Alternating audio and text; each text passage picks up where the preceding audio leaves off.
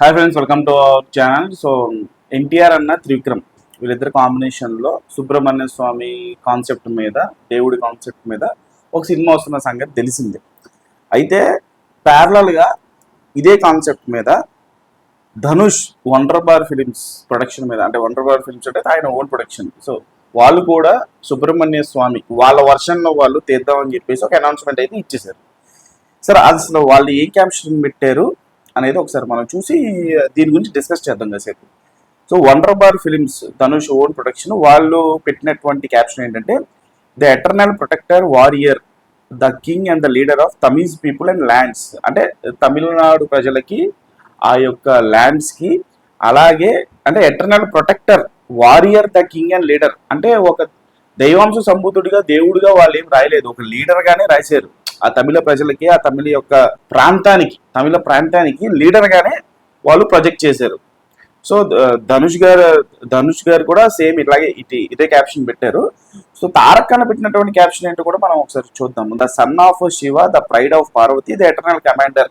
Clear చెప్పేశారు, శివుడి కొడుకు, పార్వతీదేవికి pride, the eternal commander and once again with Trivikram అని చెప్పేసి ఒక పెద్ద, అంటే షోలానికి ఆయన ఉండేటువంటి బల్లెం ఏదైతే ఉంటుందో, సో అది రెండు కంబైన్ చేస్తే ఆ పోస్టర్ మనం అందరం చూసాం.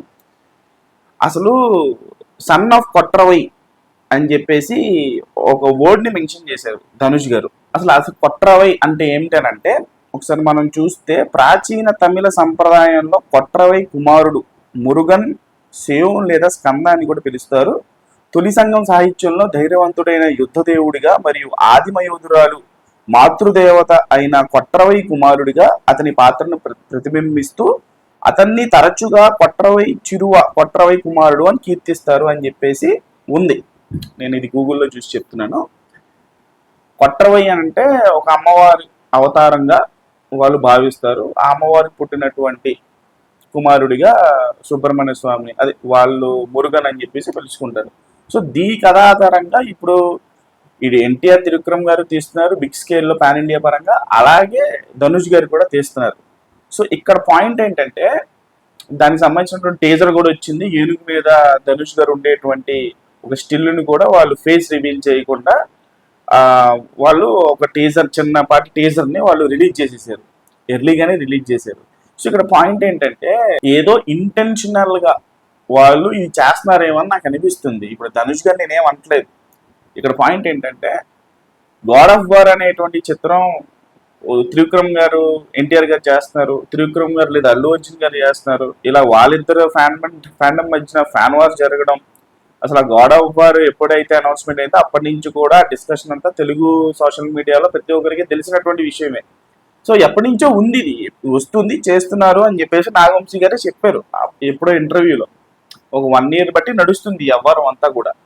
అయితే ఇంత హడావిడిగా ఒక తమిళ హీరో, ధనుష్ లాంటి హీరో, ఇండియా వైడే తెలిసినటువంటి హీరోతో, దట్టు ఒక director like Vetrimaaran, Sai Abhyankar music డైరెక్టర్గా ఇంత హడావిడిగా ఇవ్వాల్సినటువంటి అనౌన్స్మెంట్ ఏంటని చెప్పేసి నాకు అనిపిస్తుంది. ఇదేదో ఇంటెన్షనల్గానే, అంటే ఏదో తెలుగు వాళ్ళు మా దేవుణ్ణి వాళ్ళు తక్కువ చేసి చూపిస్తారా, లేకపోతే చరిత్రని తప్పుదారి పట్టి సుబ్రహ్మణ్య స్వామిని ఇలా చూపిస్తారా, సో ఆ మురుగన్ను మా లీడరు, మా తమిళ ప్రాంతానికి సంబంధించినటువంటి మా లీడరు అని చెప్పేసి వాళ్ళు దీన్ని ఏమైనా పర్సనల్గా తీసుకొని ధనుష్ మీద ఏమైనా ఇన్ఫ్లుయెన్స్ చేస్తున్నారా, తమిళనాడుకి సంబంధించిన పొలిటీషియన్స్ కానీ సినిమా వర్గాన్ని కానీ. అంటే ధనుష్ గారిని ఎవరో ఇన్ఫ్లుయెన్స్ చేస్తే ఆయన ఏం సినిమాలు చేయట్లేదు అనుకోండి, ఆయన ఏం చిన్నపిల్లడేం కాదు. బేసిక్గానే నిజం చెప్తున్నా కదా, తమిళ వాళ్ళకు ఉండేటువంటి ప్రాంతీయ భావన, భాషా భావన అది ప్రతి ఒక్కరికి ఉండాలి, ఉండకూడదని నేను చెప్పట్లేదు. అతికి మించి ఉంటుంది తమిళ వాళ్ళకి, అతికి మించి ఉంటుంది. మీకు చాలా మంది తెలుసు, తమిళనాడులో బతికేటువంటి ఇతర ప్రాంతాలకు సంబంధించిన భాష సంబంధించినటువంటి వాళ్ళకి ఖచ్చితంగా కనెక్ట్ అవుతుంది నేను చెప్పేది. అక్కడ కొంచెం మనల్ని తక్కువగా చూస్తారు, నిజంగా తక్కువగానే చూస్తారు. మన భాష కాదు ఇతర భాష ఎవరైనా వచ్చినా ఆ వ్యత్యాసం ఏదైతే ఉంటుందో అది ఖచ్చితంగా వాళ్ళు చూపిస్తారు. వాళ్ళ లోకాలిటీస్కి వేరే ఏరియా నుంచి వేరే లోకల్ నుంచి వచ్చినటువంటి వాళ్ళు పని చేసుకుంటున్న వాళ్ళ మీద ప్రాంతీయ భావన, భాషా భావన అనేది వేరే ఇతర భాషల వాళ్ళ మీద, ఇతర ప్రాంతాల వాళ్ళ మీద వాళ్ళు ఖచ్చితంగా చూపిస్తారు. వాళ్ళ భాష మీద, వాళ్ళ ప్రాంతం మీద వాళ్ళకి ఎక్కువ అతికిమించినటువంటి ప్రేమ అనేది ఖచ్చితంగా ఉంటుంది. అందుకే వాళ్ళు ఏ భాషను ఎంకరేజ్ చేయరు, ఓన్లీ తమిళ్ మాత్రమే వాళ్ళ ల్యాండ్లో మాట్లాడుతూ ఉంటారు. వాళ్ళకి హిందీ రాదు, ఏ భాష రాదు, ఒక్క తమిళ్ మాత్రమే వచ్చు. అయితే ఇక్కడ విషయం ఏమొచ్చిందంటే, ఓకే, మీ ఎవరు చూపించుకున్నా ఏ దేవుడి మీద ఎవరైనా సినిమా తీయొచ్చు, తీయకూడదని ఎవరిని ఆపరు. ఫైనల్గా ప్రజలు నిర్ణయిస్తారు ఓవరాల్గా సినిమా ఎలా ఉంది, కంటెంట్ ఎలా ఉంది, విజువలైజేషన్ ఎలా ఉంది, అన్ని బ్లెండ్ అయ్యి ఒక మంచి మూవీ వాళ్ళకి అనిపించిందా సినిమాని తీసుకెళ్ళి ఎక్కడో కూర్చోబెడతారు. ఎగ్జాంపుల్ కాంతార, ఆ దేవుడి గురించి ఎవరికి తెలియదు, అయినా చూశారు కదా ఇండియా వైడ్గా. కాంతార 2 సూపర్ ఆడింది కదా, నెక్స్ట్ లెవెల్లో కలెక్షన్స్ వచ్చాయి కదా. సో దేవుడికి కులము, ప్రాంతము, మతము ఇవన్నీ దీంతో సంబంధం ఉండదు. ఏ మతం వాడైనా ఏ సినిమానో చూడవచ్చు, ఏ మతం వాడైనా ఏ దేవుడి మీదైనా సినిమా తీయచ్చు. వక్రీకరించి చూపిస్తే దాని తర్వాత వచ్చేటువంటి రిజల్ట్ కానీ వాళ్ళ మీద పెట్టేటువంటి కేసులు కానీ ఇవన్నీ సర్వసాధారణం. బట్ ఎవరైనా ఎవరి మీదైనా సినిమా తీయచ్చు, ఎవరైనా సినిమా చూడొచ్చు, ఏ సినిమా అయినా చూడొచ్చు, తప్పేం లేదు. సో అలాగే ఇప్పుడు ఈ సుబ్రహ్మణ్య స్వామి అది మనం పిలుచుకున్నటువంటి పేరు, కార్తికేయ అని చెప్పేసి మన టైటిల్తో సినిమా తీసాము.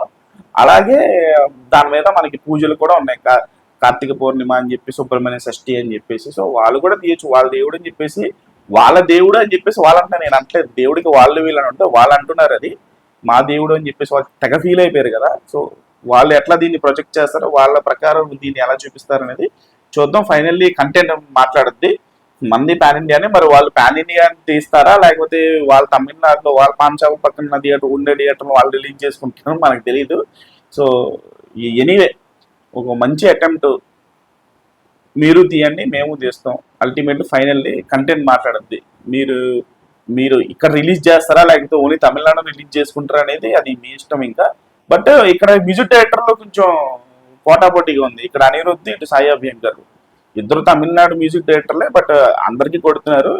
టాలెంట్కి ప్రాంతంతో సంబంధం ఉంది కానీ. సో అనిరుద్ధ్ తారక్ అన్నకి ఆల్రెడీ దేవరతో ప్రూవ్డ్ మ్యూజిక్ను, బీజిఎమ్స్ అవన్నీ కూడా. సో ఇక్కడ సాయి అభ్యంకర్ ప్లస్ ధనుష్ ఆల్రెడీ ఒక సినిమా కొడుతున్నాడు, ఇప్పుడు ఈ సినిమాకి కూడా కొడుతున్నాడు. ఇటు త్రివిక్రమ్, ఇటు వెట్రిమారన్. మరి చూడాలి ఇద్దరులో, రెండు టీమ్స్లో ఏ టీం సుబ్రహ్మణ్య స్వామిని బ్యాక్ డ్రాప్లో పెట్టుకొని సినిమాని ఏ రకంగా అందిస్తారు. మీరు ఏ సినిమా కోసం ఎక్సైటెడ్గా ఉన్నారు, ఏ కాంబినేషన్, ఇటు త్రివిక్రమ్, ఎన్టీఆర్, అనిరుద్ధ, సాయి అభ్యంకర్, వెట్రిమారన్, ధనుష్ అనేది కాంబినేషన్ తెలియజేయండి. ఛానల్ లైక్ చేయండి, షేర్ చేయండి, సబ్స్క్రైబ్ చేసుకోండి.